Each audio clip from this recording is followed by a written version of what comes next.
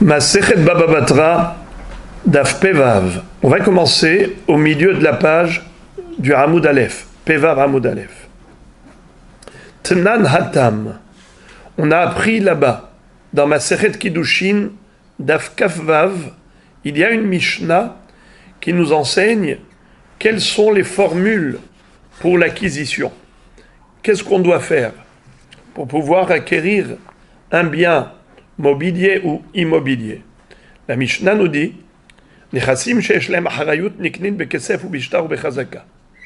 des éléments qui ont une garantie, pour traduire littéralement, et après on va expliquer que ça veut dire des éléments qui ont une garantie. En fait, au lieu de dire karka, on a appelé ça nechassim sheyesh lahem harayut, des biens qui peuvent constituer une caution, une garantie pour le prêteur.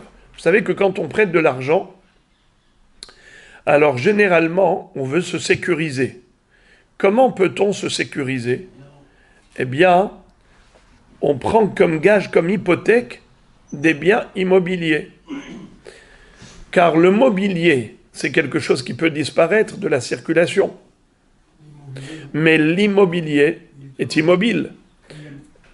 Et de ce fait, il peut constituer un gage pour le remboursement.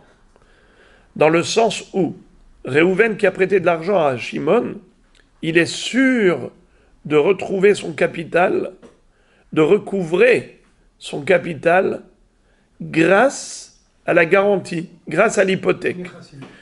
Ou bien il lui rembourse, comme il a emprunté de l'argent, il lui rembourse de l'argent. Et sinon, il a des biens immobiliers. Ah, vous allez me dire, oui, mais les biens immobiliers aussi, il peut les vendre. Mais le créancier peut aller voir l'acheteur et lui dit, monsieur, sache que tu as acheté un terrain qui était déjà gagé ou même hypothéqué, dans le sens où tu as pris un risque. Tu as acheté un terrain d'un monsieur qui était endetté. Car de facto, l'emprunteur, dès qu'il emprunte de l'argent, tous ses biens sont assujettis au remboursement. Sauf que le mobilier, il peut le faire disparaître et l'autre ne peut rien faire. Le créancier ne peut rien faire. Mais l'immobilier, il ne peut pas le faire disparaître. Au pire, il peut le vendre. Eh bien, dans ce cas-là, le créancier ira voir l'acheteur. Il va lui dire, monsieur, vous avez acheté un terrain après que je lui ai déjà prêté de l'argent. Donc c'est un terrain qui est gagé, assujetti au remboursement. Tant pis pour vous. Je vais vous saisir et vous allez vous débrouiller avec lui. Voilà pourquoi le mobilier s'appelle Nechassim Sheyesh Lahem Aharayut. Mais le mobilier s'appelle Nechassim She'en Lahem Aharayut. Des biens qui n'ont pas de garantie. Alors qu'est-ce que nous dit la Mishnah dans Masechet Kiddushin Daf Kavav? Elle nous donne les formules d'acquisition pour le mobilier et l'immobilier. Voilà ce qu'elle dit. Nechassim sheyesh lahem aharayut, les biens qui peuvent constituer une garantie, à savoir le karka, le terrain, les biens immobiliers, niknin bekesef ou bishtar ou bechazaka, peuvent être acquis soit bekesef, quand Réhouven, l'acheteur, donne à Shimon, le vendeur de l'argent, soit bishtar, c'est-à-dire que le vendeur écrit un shtar à l'acheteur, il lui dit cette maison ou ce champ, je te l'ai vendu. Bechazaka, c'est quoi chazaka? Et comment on peut acquérir un bien immobilier bechazaka? Aidez-moi. Bravo. Si il fait un acte de propriété, comme par exemple de mettre une clôture, d'installer une serrure, ou au contraire d'ébrécher, de fendre la clôture pour ouvrir une nouvelle entrée, une nouvelle porte. Eh bien, tout cela, ça s'appelle Hazaka. Na'al, Gadar ou Parat. Veshe'en lahem aharayut. Et des objets qui ne constituent pas de garantie, à savoir le mobilier, en niknin la meshicha. Ça ne peut être acquis que par le biais de la meshicha. C'est quoi meshicha? Tirer, traîner l'objet. Très bien. Fin de la Mishnah. La, la, la Gemara maintenant va nous donner une précision par rapport à cette Mishnah. Qu'est-ce qu'elle nous dit, cette Mishnah? Que l'immobilier s'acquiert par Kesef Shtar Chazaka et le mobilier par Meshicha. C'est clair? Où est-ce que c'est écrit ça? Interrogation orale, les amis. C'est la Mishnah dans Kiddushin Daf Kaf Vav. C'est là-bas où on retrouve ces notions-là des moyens d'acquisition du mobilier et d'immobilier. Ok. Alors maintenant qu'on a terminé la citation de la Mishnah, la Gemara va apporter une précision au nom des Amoraïm. Mais quel Amoraïm?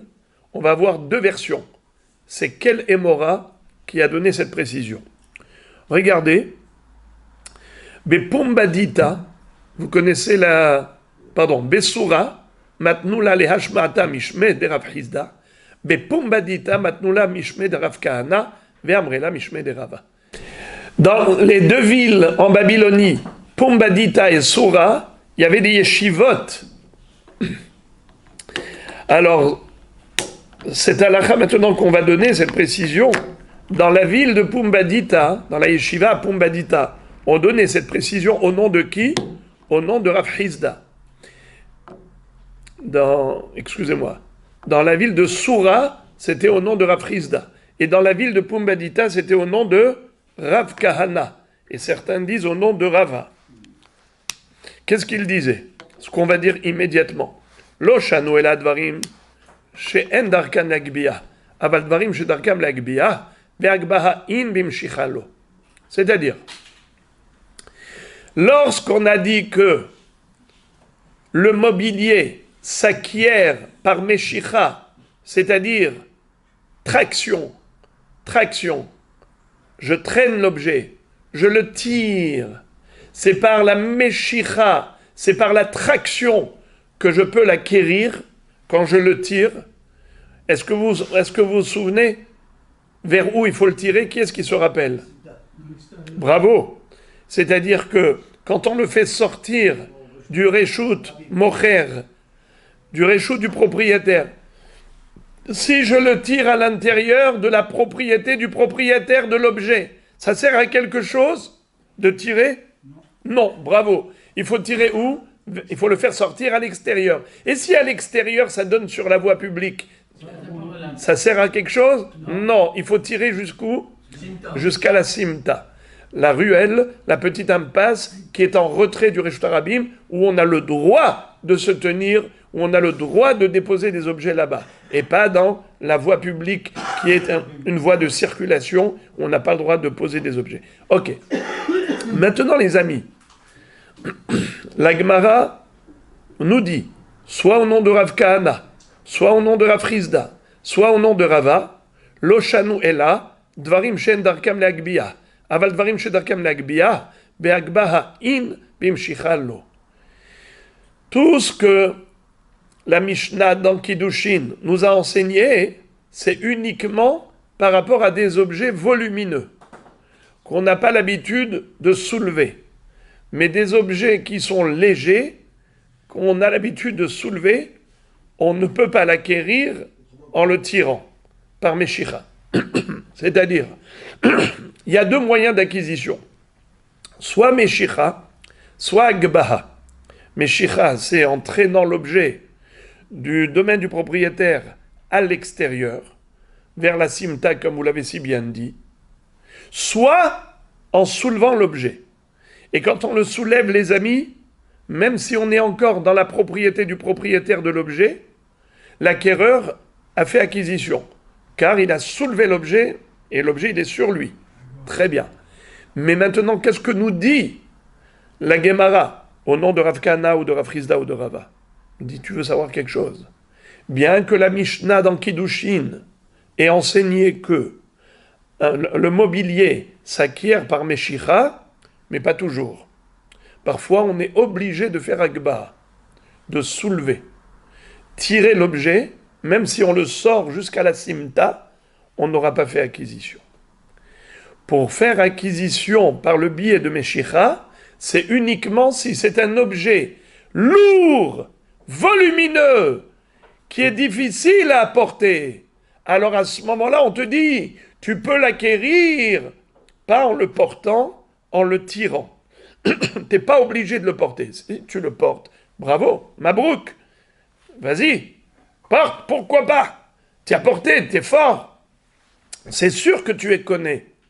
Avec l'Agba, qui peut le plus, peut le moins. Agba, c'est mieux que Meshicha. Agba, c'est carrément sur lui. C'est mieux que Meshicha. Alors, quand est-ce qu'on tolère la Meshicha comme moyen d'acquisition? C'est lorsque l'objet est lourd, difficile pour toi de faire Agba. Allez, on tolère la Meshicha.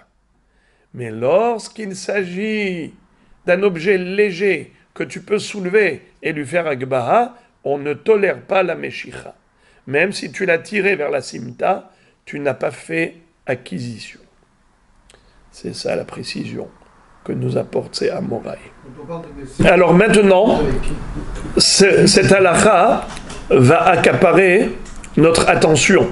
Maintenant, on va se focaliser sur ce grand hidouche, à savoir qu'un objet léger qui peut être porté facilement, alors pour l'acquérir, on est obligé de faire Agbaha. La Meshicha n'est pas valable. Même si on fait Meshicha, on ne l'a pas acquis. Quand est-ce que la Meshicha est valable? C'est uniquement si c'est un objet qui est difficilement déplaçable parce qu'il est volumineux ou lourd. Très bien. La Gemara raconte Yativ Abaye, Veka Amar Leha Shemata. Abaye était assis au Beth Midrash et il a répété cette halakha en disant ce n'est que des objets lourds pour lesquels la Meshicha est valable, mais des objets légers, la Meshicha n'est pas valable. Il faut Agba. Quand il a dit ça, immédiatement, Rav Ada Bar Matna a rebondi. Il lui a adressé une objection. Etivé, Rav Ada Bar Matna le Abaye. Quand on dit etivé, c'est qu'on cite un texte, soit un pasouk, soit une Mishnah, soit une Braïta. Qu'est-ce que dit Rav Ada Bar Matna? Il est écrit dans la Braïta Hagonev kis beshabbat hayav shekvar nithayev bigneva kodem sheyavo lidei isur shabbat haya megarer veyotze patur shari isur shabbat ugneva baim ke'ehad ve'are kis debar agbahahu ve'afilu achi kaneh bimshicha. Pour comprendre la question de Rav Ada Bar Matna, il nous faut une petite introduction. Nous avons une règle, Kamle bidraba mine, c'est-à-dire, lorsqu'une personne a commis une avera, alors il est sanctionné pour cette infraction. Mais si la personne a commis deux infractions concomitamment, c'est-à-dire que par la même action, il a commis deux infractions. Et ces deux infractions, chacune mérite une sanction, l'une grave et l'autre moins grave. La Torah nous dit que lorsqu'on se trouve dans ces circonstances où on doit infliger une double sanction au avarian, au fauteur, eh bien non.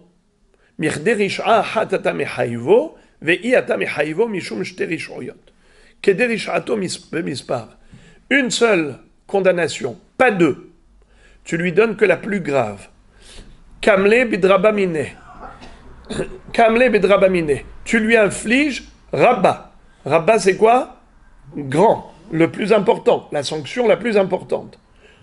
Et laquelle? Par exemple, quand il y a une condamnation à mort et une condamnation à payer en même temps. Alors, cet homme ne devra pas payer. Pourquoi? Parce qu'il est déjà condamné à mort pour la même action.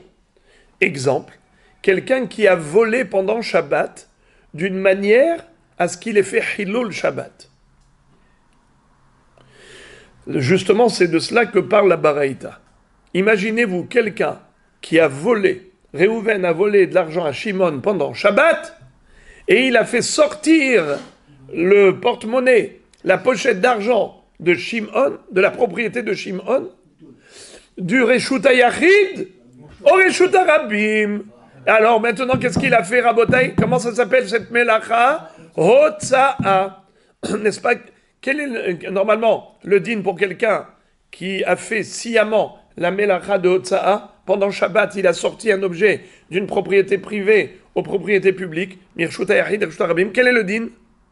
Hayav skila. S'il y avait eu des témoins qu'il avait avertis préalablement. Hayav skila, nachon. Donc c'est un acte très grave de Hilul Shabbat. Mais en même temps, il a volé de l'argent à Shimon. Donc lui, il est normalement censé rembourser à Shimon. Ce Réhouven, il a commis une double infraction. Alors la Braïta va nous dire, parfois c'est concomitant, parfois c'est consécutif. Dans quel cas le vol et le Hilul Shabbat sont concomitants, et dans quel cas le vol a précédé le Hilul Shabbat.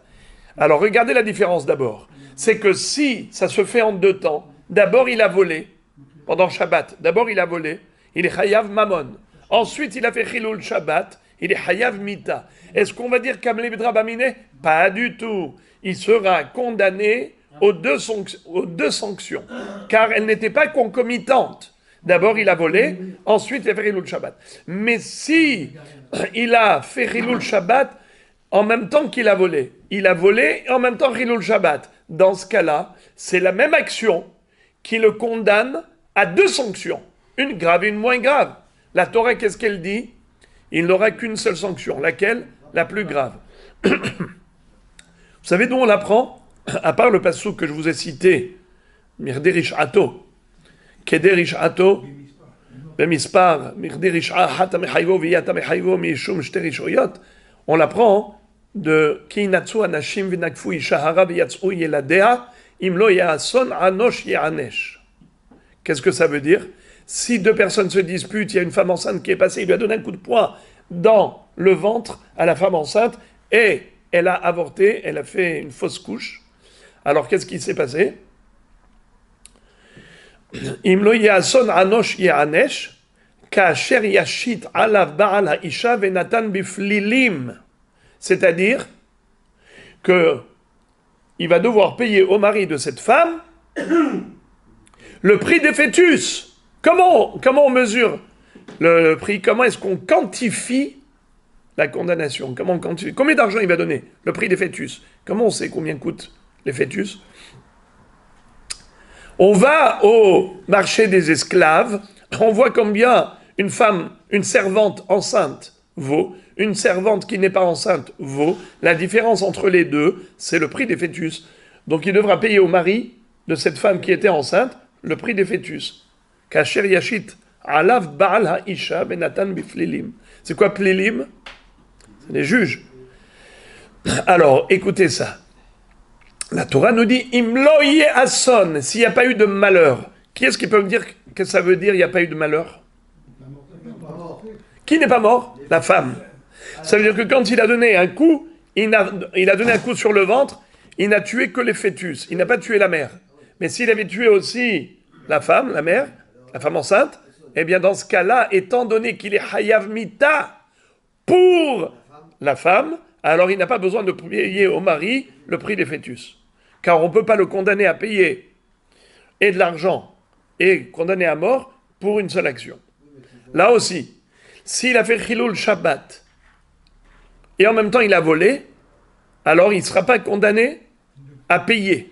Il sera pas tour de payer à Shimon son argent. Il n'a pas besoin de rembourser. Pourquoi? Parce que déjà il est condamné à mort pour les Hilul Shabbat.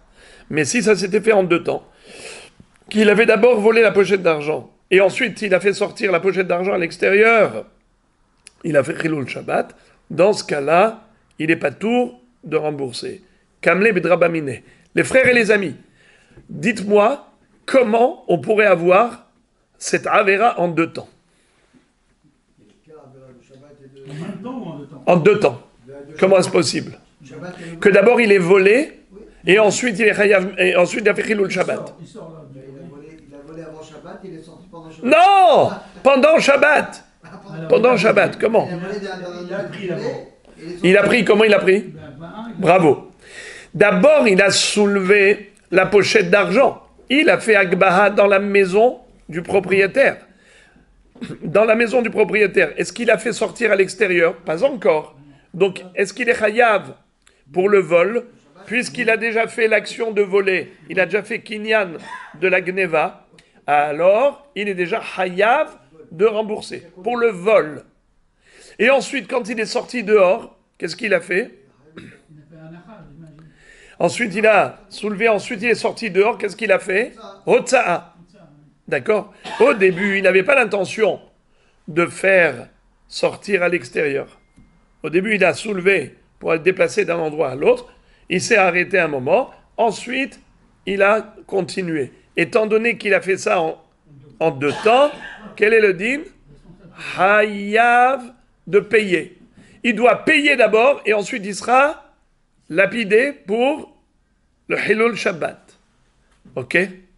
Maintenant, dans quel cas il n'y aura que le Chiyuv de Hilul Shabbat, mais il n'y aura pas de Chiyuv de rembourser? C'est quand on a dit que c'est concomitant. Comment ça peut être concomitant? Aya megarer veyotse, megarer veyotse. Il n'a pas soulevé la pochette d'argent. Il a tiré. Il a tiré. Il a tiré. Est-ce qu'il a déjà volé? Non, non encore. Pourquoi non? Car il n'a pas soulevé. Il a tiré où? Il est encore chez le propriétaire. Donc il n'a pas encore soulevé. Comme il n'a pas fait Agba, ça ne s'appelle pas encore voler. Ça veut dire qu'il n'a pas encore fait le kinyan du voleur. Ok? Les frères et les amis. Maintenant, regardez ce qui va se passer. Il va arriver jusqu'à l'entrée de la maison. Il tire, il tire, il tire. Il sort dehors avec. Maintenant, quand il sort dehors, qu'est-ce qu'il fait? Chilul Shabbat. Chilul Shabbat. Et qu'est-ce qu'il y avait là-bas? Qu'est-ce qu'il y avait là-bas à l'extérieur? C'était Reshut Arabim. Si c'est Reshut Arabim, alors ça s'appelle une melacha de Hotza'a, du Reshut Hayachid au Reshut Arabim. Le problème, c'est que la Meshicha dans le Reshut Arabim, ça ne fait pas Kinyan. Donc il n'a pas volé. Alors qu'est-ce que tu vas dire? Qu'il va aller jusqu'à la Simta. S'il va jusqu'à la Simta, c'est pas Reshut Arabim, car ce n'est pas un lieu de circulation. Oui, mais il n'a pas fait Anaha dans le Reshut Arabim. Hotza'a, mais sans Anahad Birshut Arabim. Ça marche pas, ça s'appelle pas Melacha. Quelqu'un, regardez, quelqu'un qui prend un objet, il marche avec dans le Birshut Arabim, mais il ne s'est pas arrêté, eh bien ça s'appelle pas Hotza'a. Bien sûr, ça a soumis des rabanan. C'est sûr que ça a soumis des rabanan, de peur qu'il s'arrête. Mais s'il ne s'est pas arrêté, on ne peut pas être Hayav Mita. Alors, ce monsieur-là, de deux choses l'une. Soit il a déposé dans le Reshut Arabim, alors c'est Hilul Shabbat. Nachon, c'est Hilul Shabbat. Mais il n'a pas fait Gezela. C'est-à-dire, il n'a pas le kinyan de la Gezela. C'est un voleur, mais qui n'a pas fait le kinyan du voleur. Et pour faire le kinyan du voleur, il faut faire une Meshicha qui est valide. Où est-ce qu'elle est valide? Dans la Simta. Mais dans la Simta, c'est plus Reshut Arabim. Donc il n'y a pas la Naha, il n'y a pas la Hotza'a et Shabbat. De deux choses l'une. Soit il a fait le Issour de Shabbat en se mettant dans le Reshut Arabim, en s'arrêtant dans le Reshut Arabim. Dans ce cas-là, il n'y a que Chilul Shabbat, mais il n'y a pas le Kinyan de Gezela. Il n'y a pas Kinyan Gezela. Il n'y a pas l'action du Kinyan du voleur. Et si tu vas me dire, non, il ne s'est pas arrêté dans le Reshut Arabim, il a continué jusqu'à la Simta, eh bien, dans la Simta, oui, c'est vrai qu'il a fait l'action de voler, parce que la Meshicha, elle est valide, mais d'autre part, il n'a pas fait Chilul Shabbat, car il a pris du Reshut Hayachid à la Simta, et Simta, c'est pas Reshut Arabim. Alors, Behemet, dans Ktubot, on a deux explications. Soit, on va d'après Rabbi Eliezer dit que même la Simta, ça s'appelle Reshut Arabim.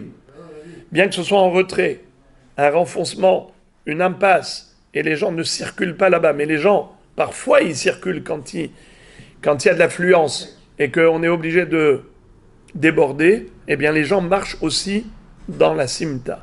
Donc, ça s'appelle Reshut Arabim d'après Rabbi Eliezer. Soit d'après Chachamim, qui disent que c'est pas Reshut Arabim, on parle du cas Kegon chez Shilshel Yado, les matam mishlosha tefahim.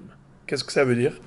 Le bonhomme, quand il a tiré la pochette d'argent, ensuite, quand il est arrivé à l'extérieur, il a mis sa main proche du sol et la pochette d'argent, il a mise dans sa main. Alors, d'une part, c'est pas une hagbaha. Pourquoi ce n'est pas une hagbaha?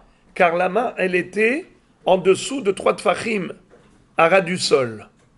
Par rapport à la surface de la terre, sa main était proche de la surface de la terre. Donc c'est comme si elle était posée sur la terre. Donc c'est pas hagbaha. Mais d'autre part, même si ce n'est pas hagbaha, c'est quand même sa main. Donc c'est comme s'il a fait rentrer chez lui. Donc ça s'appelle meshicha chez lui. Vous entendez? C'est comme son hatser à lui. C'est pas une hagbaha, mais c'est comme hatser. Pourquoi? Parce que de la main gauche, il a tiré la pochette et il a mis sur la main droite. Et la main droite, elle était où? Proche du Réjou d'Arabim. C'est comme ça qu'on peut trouver un cas de figure de Meshicha, et qui fait Kinyan Gezela, et en même temps Chilul Shabbat.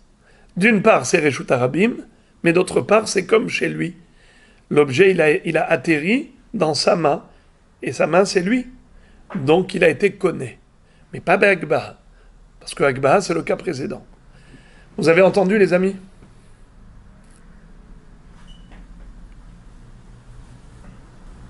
C'est compliqué, les juifs. Oui.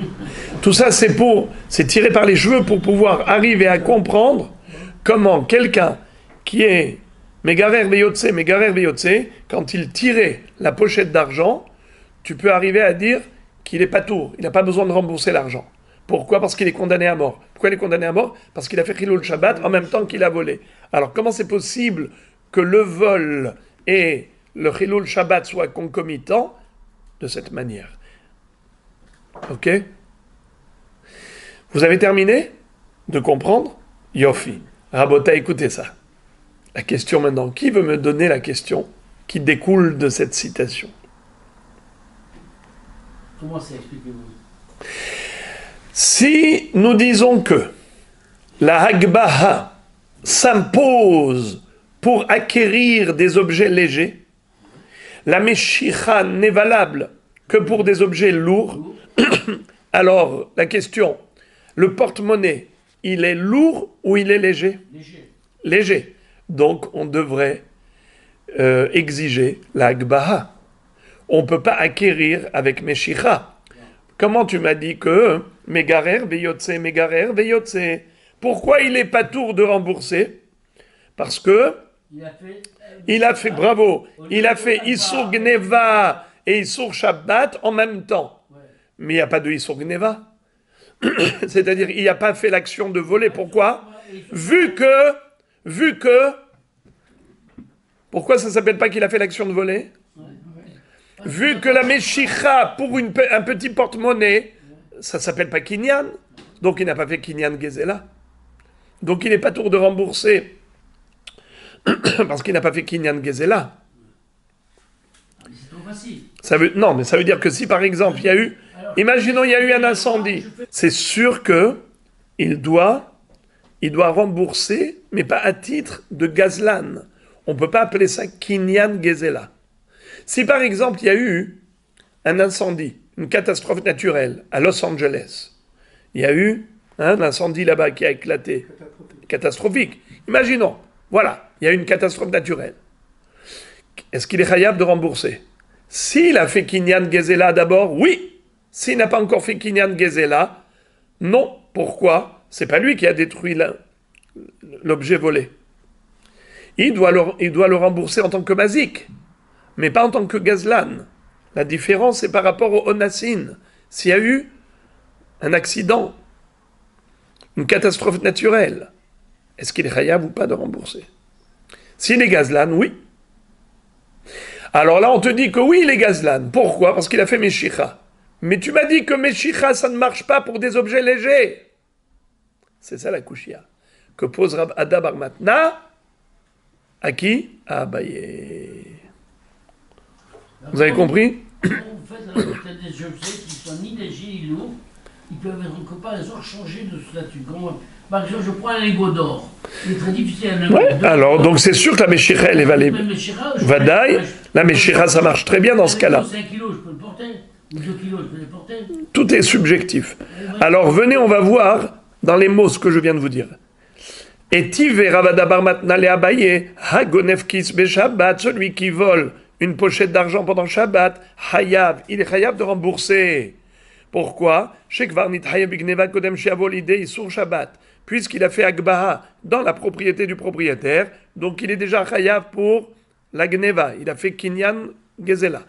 Et ensuite, le Chilul Shabbat arrive en deuxième temps, donc il est Hayav de deux choses. Il est Hayav de rembourser, il est Hayav aussi condamné à mort pour le Chilul Shabbat.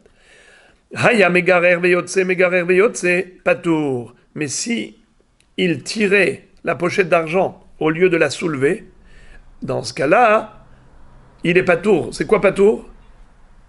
Qui peut me dire patour de quoi? Bravo! Patour pour la gneva. Il est patour de rembourser. Shari Issour Shabbat ou gneva baim ke'echad. Car le Issour de Shabbat et le Issour de la gneva arrivent concomitamment. Ensemble. Très très bien. La Gemara nous dit la chose suivante.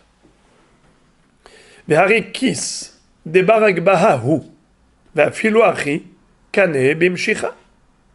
Qu'est-ce que ça veut dire? La Gemara pose, elle arrive au point de chute. Kis, c'est une petite pochette qu'on peut soulever facilement. Et pourtant, il est connu, Meshicha. Alors pourquoi tu as dit que non? Que quelque chose qui est léger ne peut pas être acquis avec Meshicha. Il faut obligatoirement l'action de Agbaha. La Gemara répond à Marle Bemitna. Il lui a dit, tu poses une bonne question, mais là c'est spécial. Pourquoi la pochette, on peut l'acquérir même avec Meshicha, pourtant on pouvait l'acquérir avec Agbaha, c'est-à-dire que normalement on peut la soulever facilement plutôt, excusez-moi. Pourtant on peut la soulever facilement. Et donc comment ça se fait que la Meshicha est tout de même valable? La réponse, Amarle Bemitna. Mitna, ça veut dire une ceinture. La pochette d'argent était attachée à une sangle, à une ceinture, à une laisse. Alors c'est pour cela que, en le tirant, ça suffit. Mais il lui dit quoi? Amar lui a dit, Ananami bemitna kamina. C'est quoi cette réponse-là? Je savais très bien que la pochette, elle a une ceinture. Et alors? Mais après tout, la pochette, elle est légère. Elle est facile à soulever. Et par conséquent, on ne devrait pas tolérer le kinyan meshicha. On devrait exiger kinyan agba puisque c'est léger. Je savais très bien qu'on parlait d'une pochette avec mitna. Et alors, quel impact ça a par rapport à ce dont on parle? Il lui a dit, Amarle, Bemide debae mitna. Ce que je voulais dire, c'est que la ceinture en question, elle fait référence à quelque chose de lourd. En général, quand on veut tirer, quand on veut traîner quelque chose, on l'attache à une ceinture, à une sangle, à une corde. Pourquoi? Cette lanière-là nous permet de tirer beaucoup plus facilement, c'est beaucoup plus commode, plutôt que de traîner. Par exemple, vous voyez la valise, vous voyez les valises aujourd'hui, quand vous avez des valises sur des roulettes, n'est-ce pas? Le traîneau, qu'est-ce qu'ils ont fait? C'est très intelligent ce qu'ils ont fait. Ils ont mis des anses qui se soulèvent. Pourquoi? Pour être à la taille de la main, à la taille de la personne. Parce que si tu dois traîner la valise qui est sur des roulettes et que tu dois te courber, tu arrives avec un torticolis à la fin. Qu'est-ce qu'ils ont fait? Ils ont fait en sorte que tu puisses rester droit et tu tires la valise. Eh bien, la même chose. Quand on parle de sangle, de lanière pour traîner la pochette d'argent, ça, on ne le fait pas pour des petites pochettes. Car la petite pochette, tu la prends dans ta main, dans ton sac. Mais des grosses pochettes qui sont très lourdes, alors là, on les attache à des sangles et on les traîne par terre. Donc, c'est ça ce qu'il a voulu lui dire. Tu veux savoir de quoi parle la Baraïta? La Baraïta parle d'une grosse pochette. Étant donné qu'elle était lourde et beaucoup plus facile à tirer, alors dans ce cas-là, les deux moyens sont bons. On peut faire Agba, mais on peut faire aussi Meshicha. Encore une question. Tashma. À qui on va adresser l'objection, les amis? À qui? Non, avant c'était Ravada Bar Matna qui posait la question à Abaye. Par rapport à quel chidouche? Le chidouche de Rav Chizda et de Rav Kahana. Qu'est-ce qu'ils ont dit? Qu'un objet qui est léger, qu'on peut soulever facilement, eh bien la Meshicha ne fonctionne pas. Il faut obligatoirement faire Agbaha pour l'acquérir. On ne peut pas l'acquérir par le biais de Meshicha. On va poser encore une couchia là-dessus. Comment tu peux dire une chose pareille, que la Meshicha n'est pas valable pour un objet léger? Je vais te démontrer que oui. Tashma.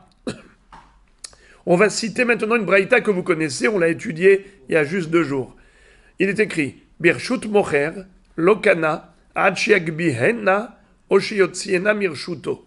Alma mide de baragbaha, ibae beagbaha kanele, veibae bimshicha kanele. Qu'est-ce que ça veut dire? On avait appris Arba'a midot bamochrim, 4 halachot concernant le business. L'une des halachot était la suivante. Si on se trouve dans le Reshut Mocher, si on est dans la propriété du vendeur, l'acheteur est venu par exemple chez l'épicier, il se trouve où? Chez l'épicier, dans la propriété de l'épicier. Maintenant, l'épicier lui donne quelque chose. Comment il peut faire acquisition de cet objet que l'épicier lui a donné? Il est écrit 2 possibilités. Birshut mocher lokana achiagbihena, soit il soulève, ou achiotsiena mirshuto, ou bien qu'il fasse meshicha pour faire sortir à l'extérieur du domaine du vendeur. Fin de citation. Déduction. Alma, donc, midé de baragbaha, une chose qui peut être soulevée facilement. Ibae, s'il le souhaite, beagbaha kanele, il peut l'acquérir en le soulevant. Ve ibae, et s'il le souhaite, bimshicha kanele, en traînant l'objet, il peut l'acquérir, puisque la baraïta m'a donné les 2 formules. Elle me dit soit agbaha, soit meshicha. Si elle parle de agbaha, ça veut dire que c'est un objet léger qu'on peut soulever facilement. Et pourtant, meshicha, c'est valable. C'est une question bombardesque. La réponse Amar Rav Nachman bar Yitzchak, litzdadin katane, midé de bar agbaha beagbaha, midé de bar meshicha bemeshicha. En fait, la braïta, quand elle a parlé de soit agbaha, soit meshicha, elle ne parle pas du même objet. Elle parle de manière hypothétique. Elle dit, soit c'est un objet léger, alors il faut agbaha, soit c'est un objet lourd, alors même la meshicha, c'est valable. Entre parenthèses, les amis, le Rashbam dit que la Gemara aurait pu donner une réponse encore plus simple. C'est quoi? C'est qu'on parle d'un objet qui est lourd, et si l'objet est lourd, alors les 2 formules sont possibles. Soit agbaha, soit meshicha. Quand l'objet est léger, alors c'est que agbaha. Mais quand il est lourd, tu peux faire les 2. Donc en effet, on aurait pu donner aussi cette réponse. Mais la Gemara a préféré nous donner un chidouche. Ok. Alors, on est toujours dans le même sujet, je tourne la page. Tashma, hamocher perot la havero, mashach velo madad, kana. Vea perot dibne agba ninhu, ve katane de kane bimshicha.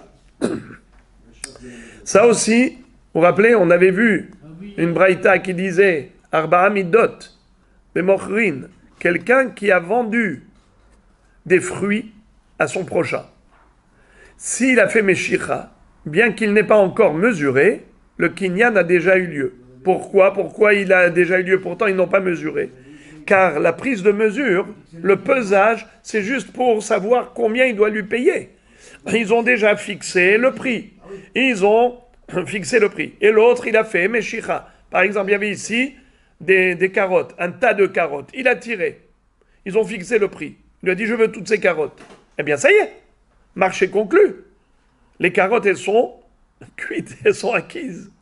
Rabotaï, étant donné qu'il connaît le prix et qu'il voulait toutes ces carottes, eh bien, c'est acheté. Oui, mais combien il doit payer? Combien il doit payer? Eh bien, il faut peser. Maintenant, on va peser.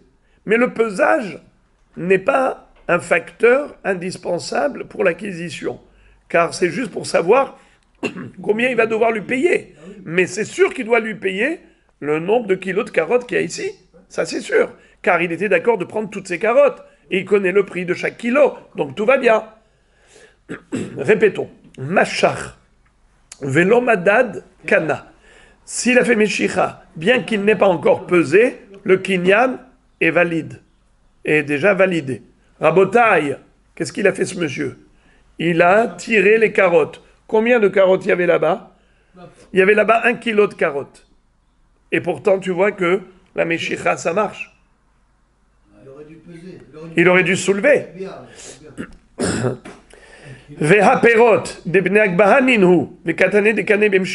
Les fruits, c'est pourtant quelque chose qui est soulevable facilement. C'est léger. Et pourtant, ça, la Meshicha, elle est valide. C'est ce que la Braïta a dit. Mashach, velomadad, kana. Donc la Meshicha est connue.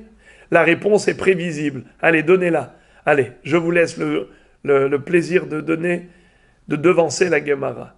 Il a pris sur lui. Oui, mais Machach, on a dit Machach. Quelle est la réponse? La réponse, Elle était rattachée à un sac. ou presque, la réponse, C'est un 58. c'était, bravo, c'était lourd. On parle d'un gros sac. C'est pas un petit kilo de carottes. Il y avait 10 kilos de carottes. Allez, va soulever facilement. C'est lourd. Alors, c'est la raison pour laquelle les 10 kilos de carottes, tu peux les acquérir par le biais de la Meshicha, car c'est normal de tirer quelque chose de lourd. Yachi, la Gemara réfute cette réponse. Elle dit, si on parle de gros sacs de carottes, et Masefa, viens, on va lire la suite de la Braïta. La suite de la Mishnah, excusez-moi, c'est une Mishnah. Halokeyah pishtan mehavero lokana acheitaltelenu mimakom ze lemakom aher. Celui qui achète du lin de son prochain, il n'est pas quitte jusqu'à ce qu'il fasse agbaha. D'accord? Cheitaltelenu mimakom ze lemakom aher. Pourquoi est-ce qu'on a besoin qu'il le transfère? C'est léger dedans. Il doit le porter. On avait dit, vous vous rappelez, pourquoi on parle de déplacer? Ça suffit de soulever. Pourquoi on a besoin de déplacer? On avait dit que la Mishnah parlait de ce qui est courant. Un homme, il soulève, pas pour faire de l'athlétisme. Il soulève, c'est pour partir avec. C'est pour ça qu'on a parlé, Achitaltelenu, mimakom le makom acher, c'est juste pour nous parler de ce qui est fréquent. Mais en d'autres termes, ça veut dire Achitaltelenu, jusqu'à ce qu'il le soulève. D'accord? Donc, tu me dis que le kerpishtan, imasif le kerpishtan mechavero le kanad shetaltelenu mimakom ze le makom aher atu pishtan bishlifer avreve mi lo avde. Qu'est-ce que ça veut dire? Si tu me dis qu'on parle ici de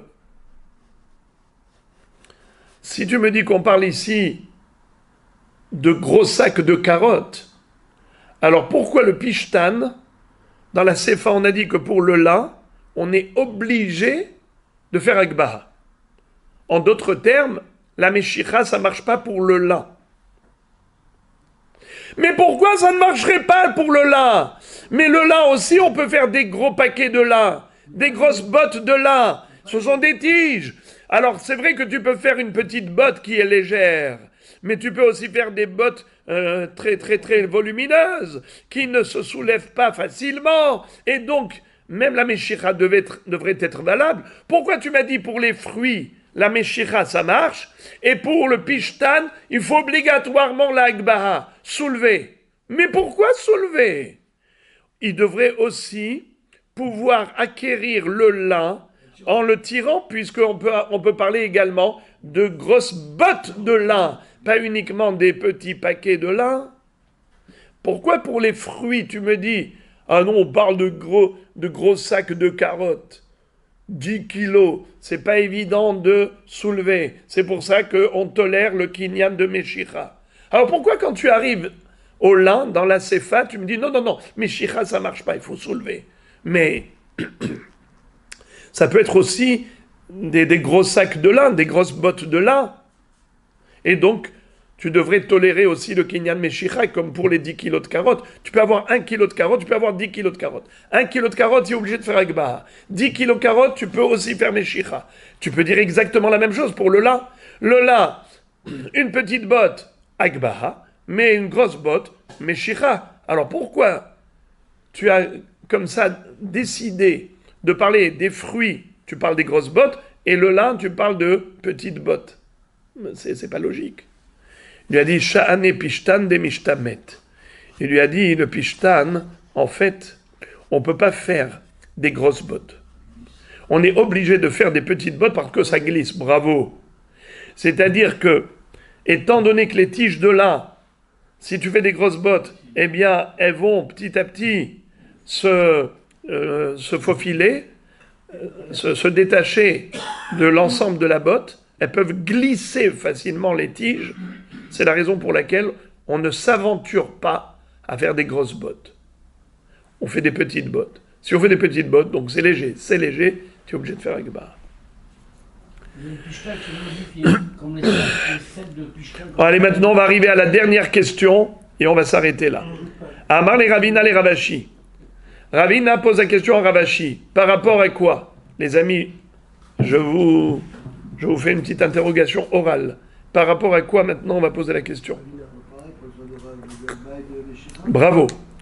C'est-à-dire, comment tu peux dire une chose pareille, qu'un objet qui est léger, qu'on peut soulever facilement, alors on ne peut pas l'acquérir avec Meshicha, on est obligé de lui faire agbaha, mais tu vas voir le contraire.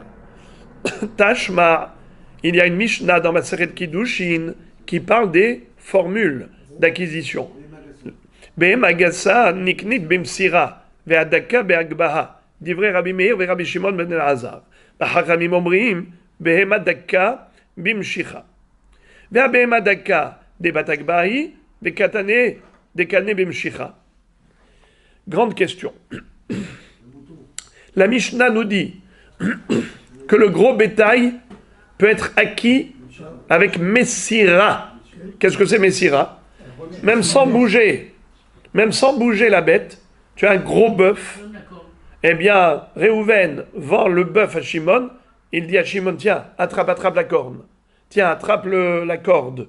Attrape quelque chose qui fait partie, qui est attaché à la bête.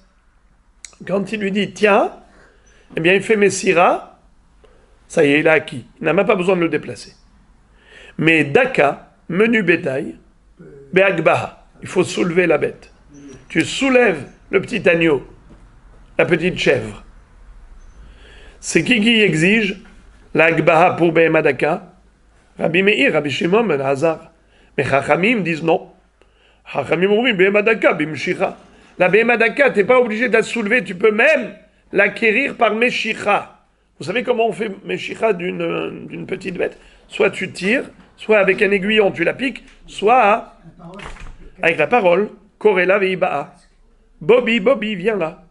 Dès qu'il a soulevé 2 pattes, Akar yad varigel, patte avant, patte arrière, Zaoukana.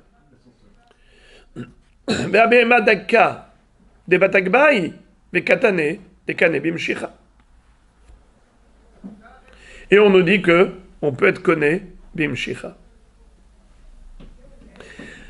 Réponse, Sha'ane behema de sarecha.